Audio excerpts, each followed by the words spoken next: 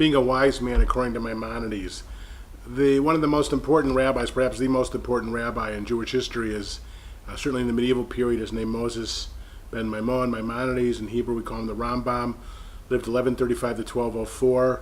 Wrote a lot of books. He wrote the Moreh Nevuchim, which is a guide for the perplexed. Shmona Parakim, the 8 chapters. And the book I'm going to quote from now is his Code of Jewish Law, really the first major code of Jewish law, called the Mishnah Torah. It's 14 volumes. There's a wonderful abridged volume that puts it in one volume with an abridgment. And the specific section I want to deal with now is called Hilchot Deot, the ethical ideas. And he's dealing in chapter 5 with what it is to be a chacham. Now, the highest form you can be, we say in Judaism, especially in the Ashkenazi communities, a tzaddik, a righteous man, say in Yiddish, a mensch, a good man. But for him it was being a chacham, a wise man. And he says the following about being a chacham, and a lot of this is liberally taken from Pirkei Avot, the Mishnaic chapter on ethics of the fathers. And he says the following: just as the chacham is noted for his wisdom and moral traits, by which he is distinguished, so he ought to be noted for his proper behavior, for his food and his drink, for the manner of his speaking, walking, dressing, and the management of his affairs and transactions. All these actions should be decent and altogether proper. And then he goes into details. For example, he said a wise man should not be a glutton. He should never eat to excess. This is a big one I have a problem with that I should post on my refrigerator, I know. He says the wise man eats the little food he properly needs. He should eat it at home, at his own table, not in the store or on the street. So this is way before restaurants got to be so popular, but he believes that eating should be done at your own table.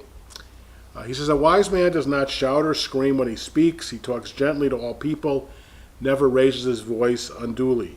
He gives everybody a friendly greeting, judges all men favorably. It says in Pirkei Avot, Dan adam l'schav zchut, judge all men favorably, love peace, ohev shalom, and strive for it, rodev shalom, so that all are kindly disposed towards him. He dwells at the merits of his fellow man, Dan adam l'schav zchut, without ever disparaging him. If he finds that his words are helpful and heeded, he speaks, otherwise he keeps quiet. And then he gives examples from Pirkei Avot. He says you don't try and pacify his neighbor when he's lost his temper. When his neighbor is in disgrace, you look away and don't show yourself. He never misrepresents, he never overstates or understates, unless a matter of peace is involved. That shalom trumps that. In brief, he only talks with wisdom and kindliness. He says a wise man should dress neatly, should not wear clothes that are stained with grease and dirt. He should not dress flashily to attract attention, nor shabbily as to suffer disrespect. His garment should be modest and appropriate. A wise man manages his affairs judiciously. He eats, drinks, and supports his family according to his wealth and success.